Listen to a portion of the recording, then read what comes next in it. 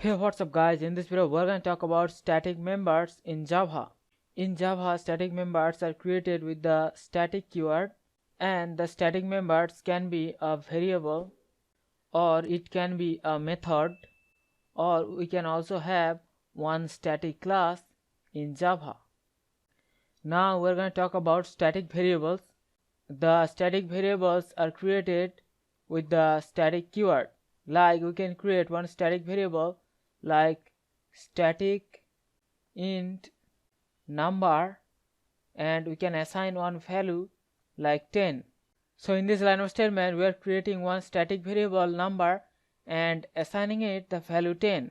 And to access the static variable, we can either directly access the variable, like we can just write number and we can directly access the variable, or we can use the class name, like we can write x dot and the variable name, and we can access the static variable. So static variables are created with static keyword, and we can either directly access them or we can use this class name and access the static variable.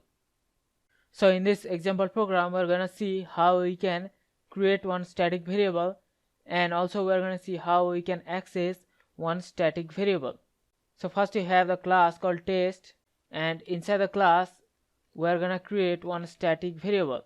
So first we have the static keyword, and then integer, the data type of the variable, and then the variable name, and then I'm gonna assign it the value 10.